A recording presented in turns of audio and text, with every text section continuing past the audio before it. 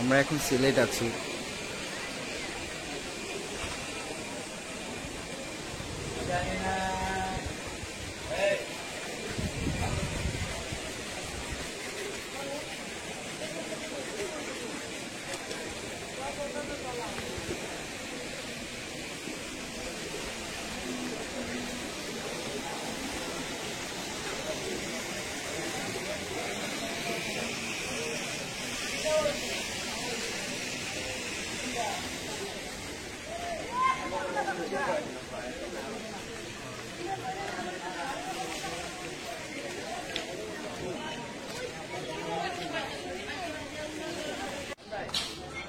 আমরা উপরের দিকে উঠতেছি,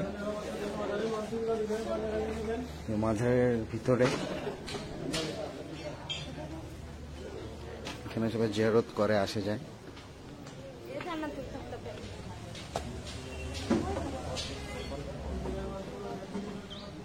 আমাদের সাথে আমরা অনেকে একসাথে আসছি, আমাদের অনেক বেদাররা আসছে। ভাই, আপনাদের অনুভূতিটা বলেন যে আসলে এখানে এসে কেমন লাগতেছে।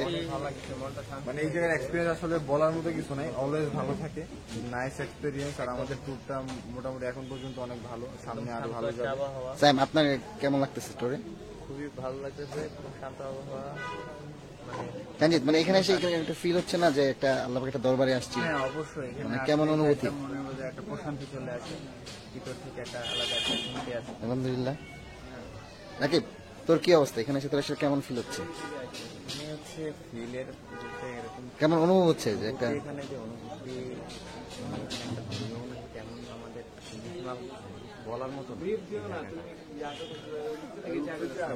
রিল্যাক্স, খুবই রিল্যাক্স ফিল হচ্ছে, নাথিং এলস। আমরা এখন শাহজালাল মাজারে আছি। যে কূপটা আসলে শাহজালাল উনি ব্যবহার করতেন, অনেক গভীর একটা কূপ। এখানে নাকি কই মাছ দেখা যায়, কিছু সময় স্বর্ণের কইও থাকে। অনেকে আসছেন এখানে, অনেকে মান্নত করেন। আমরাও আসলাম আসলে এখানে দেখতে, ইচ্ছা ছিল শাহজালাল মাজারে আসবো। মানে এখানে আসলে আসলে অনেক ভালো লাগতেছে। আমরা সবাই আসছি এখানে, যত ভাই ব্রাদার ক্লোজ সবাই মিলে আসছি এখানে। আসলে আমরা মানত করছি, জিয়ারত করছি। আপনারাও আসতে পারেন এখানে, সুন্দর একটা জায়গা। আশা করছি সবাই আসবেন, ভিজিট করবেন। শাহজালাল মাজার আসলে আসলে অন্যরকম একটা ভালো তৃপ্তি হয়, যে এখানে আসলে মনে একটা শান্তি। আপনি কোনো দোয়া কালাম কিছু করতে পারেন এখানে এসে। খুব সুন্দর একটা জায়গা। আমরা এই যে মাজারের ভিতরে এন্ট্রি করতেছি, শাহজালাল মাজারের ভিতরে ঢুকতেছি ব্যাক সাইড দিয়ে, পিছনে ব্যাক সাইড দিয়ে। একবার অলরেডি আমরা এখান থেকে ঘুরে গিয়েছি। তো পিছনে যে কই মাছটা আছে, কূপ আছে শাহজালাল মাজার পিছনে, হাজর শাহজালাল রাদিয়াল্লাহু যে উনি এটা কূপটা ব্যবহার করতেন, তো সেটা দেখতে গিয়েছিলাম। এখন আবার হলো পিছনের সাইড দিয়ে আমরা এন্ট্রি করলাম আর কি, শাহজালালের ভিতরে ঢুকলাম, আবার ঢুকলাম আমরা। তো অলরেডি আমাদের মাজারে জিয়ারত করা এবং মোটামুটি যা আছে এখানে দেখা শেষ। আমরা এখন আর কি বাইরের দিকে চলে যাচ্ছি। আপনারা আসলে অবশ্যই এখানে জিয়ারত করবেন মাজারে। আস্তে আস্তে আমরা রাস্তার ব্যাক সাইডে চলে যাচ্ছি। এটা হলো আসলে প্রবেশ পথ, এইটা হলো মেন প্রবেশ পথ। আপনি চাইলে এখানে আসতে পারেন।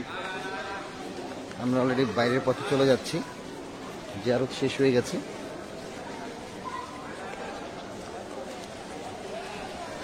আসবেন আপনারা সবাই এখানে, অবশ্যই আসবেন এখানে। আমরা বাইরে চলে যাচ্ছি অলরেডি। আমরা এখন মাজার জিয়ারত করে বেরোলাম। এখানে হলো এটা কবরস্থান,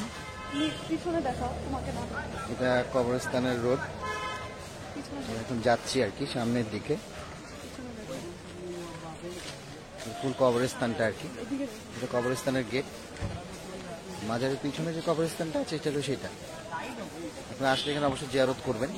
এখানে অনেক ভালো মানুষগুলো আসলে শুয়ে আছেন, অথবা আমাদের শেষ ঠিকানা এখানে হবে, মানুষের শেষ ঠিকানা যেখানে আর কি। মাজারের সামনেই আপনারা কিছু মিষ্টি খাবার পাবেন। এখানে কিছু চকলেট আছে, স্পেশাল কিছু চকলেট। আপনারা যদি কেউ আসেন এখানে কিনতে পারবেন। আবার কিছু একটা আছে এখানে সুজির মতো, খুবই ভালো। এবং মাজার জিয়ারতের জন্য আগরবাতি সবকিছুই পাবেন এখানে, খুবই কম প্রাইজে পাবেন। যা মাজার থেকে সামনের রোডে অনেক কিছু আছে এখানে, এখানে কেনাকাটা করতে পারবেন। এখানে সব হোটেলগুলো আছে মাজারের সামনে, যত ভালো ভালো হোটেলগুলো একদম মাজারের কাছে, এখানে আপনি থাকতে পারবেন। আর একদম মাজারের সাথে, মাজারের একদম কাছে, হেঁটে হেঁটে জাস্ট 1 থেকে 2 মিনিটের রাস্তা মাজার, যদি এই হোটেলগুলোতে আপনারা থাকেন। আমরা এখন আসলে সিলেট শহরে আছি, রিক্সায় করে যাচ্ছি। এখন আমরা যাচ্ছি হলো পাঁচভাইতে, আপনারা তো আমার নাম শুনেছেন। পাঁচভাইতে আমরা আসলে নাস্তা করব, এতক্ষণ মাজার জিয়ারত করেছি, এখন যাচ্ছি দেখি কি খাওয়া যায় ওখানে। এটা স্পেশাল, এর আগেও একবার এসেছিলাম আমরা, তো যাচ্ছি, খাবারটা ভালো। আপনারা আসলে পাঁচভাই যেতে পারেন। আমরা এখন আসলে অন দ্য ওয়েতে আছি, একদম মেন শহরে আছি, সিলেট মেন শহরটাতে আছি।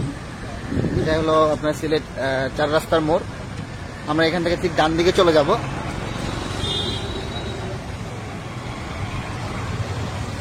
এখানে আসলে পাঁচবাইতে যাওয়ার 2-3টা রাস্তা আছে, এয়ারপোর্ট রোড হয়ে ঘুরে যেতে পারবেন আপনি, এদিকে এয়ারপোর্ট রোডটা। আমরা হলো সামনে দিয়ে যাব, সোজা গিয়ে বামে একটা শর্ট গলি আছে, ওখানে যাব। এটা হলো সিলেট সরকারি বিশ্ববিদ্যালয়।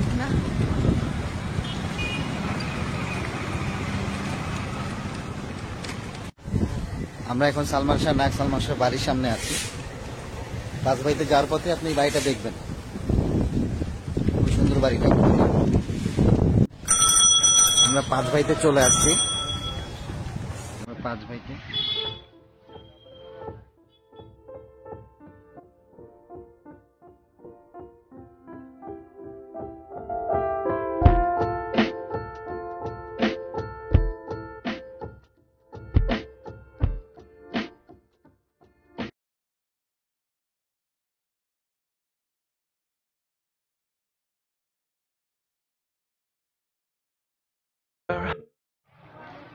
বন্ধুরা, আমরা বিছানাকান্দি চলে আসছি, যদিও অনেক কষ্ট হয়েছে, কারণ আপনারা রিসেন্টলি যারা আসতে চান, এখানে কিন্তু পানি শুকায় গেছে। তো বোটের ব্যাপারটাতে অনেক বেশি আসলে কষ্ট করতে হবে আপনার, কারণ বোট নিয়ে যদি আপনি এখানে আসতে চান সেক্ষেত্রে কিন্তু অনেক কষ্ট করতে হবে, কারণ আসলে এখন বিছানাকান্দি সব পানি শুকিয়ে গেছে। তো বেশিরভাগ বোটই আপনার নৌকা আসলে